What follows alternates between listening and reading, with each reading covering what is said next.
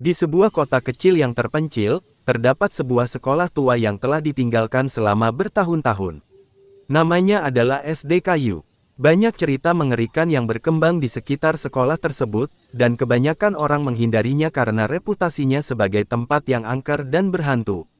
Tiga pelajar bernama Maya, Rian, dan Dika sangat penasaran dengan cerita-cerita tentang sekolah tersebut. Mereka memutuskan untuk memeriksanya sendiri pada malam minggu. Tanpa memberi tahu orang tua mereka, mereka berencana menyelinap masuk ke gedung sekolah pada tengah malam. Pada malam minggu, ketiganya bertemu di depan gerbang sekolah yang tua dan menakutkan itu. Mereka membawa senter, kamera, dan peta sekolah yang mereka temukan di internet. Meskipun ketakutan, mereka merasa bersemangat untuk mengeksplorasi apa yang ada di dalam.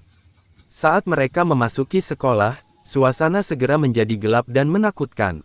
Langkah mereka bergema di lorong-lorong kosong yang dipenuhi oleh bayangan-bayangan yang menyeramkan. Namun, mereka tidak menemukan apapun yang mencurigakan hingga mereka mencapai lantai atas. Di sana, mereka menemukan sebuah pintu yang tertutup rapat. Maya, yang paling penasaran, mencoba membukanya. Namun, pintu itu terkunci kuat.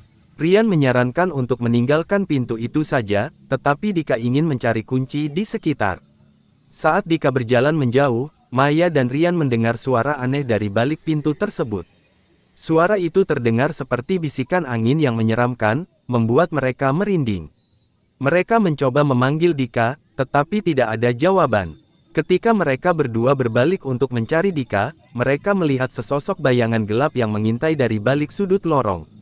Tanpa berpikir panjang, mereka berlari menjauh, mencari tempat persembunyian. Mereka berhasil bersembunyi di ruangan kecil yang tersembunyi di salah satu sudut sekolah. Mereka berdua diam 1000 bahasa, menunggu dengan ketakutan. Tiba-tiba, mereka mendengar suara langkah kaki yang mendekat. Takut dan terpojok, Maya dan Rian mengunci pintu ruangan itu dan bersembunyi di bawah meja.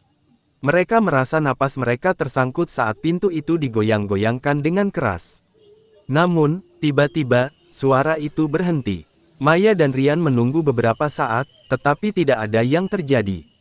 Akhirnya, mereka memutuskan untuk keluar dari persembunyian mereka dan mencari tahu apa yang telah terjadi pada Dika.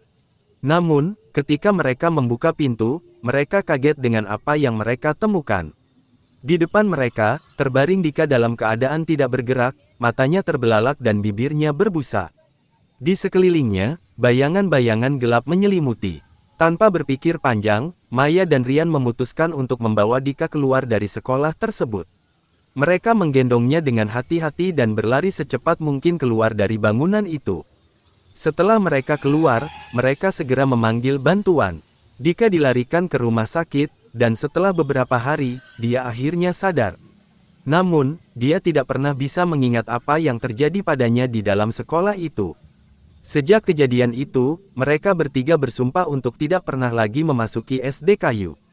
Mereka juga menyadari bahwa cerita-cerita tentang rumah hantu itu tidak hanya sekadar legenda, melainkan kenyataan yang menakutkan.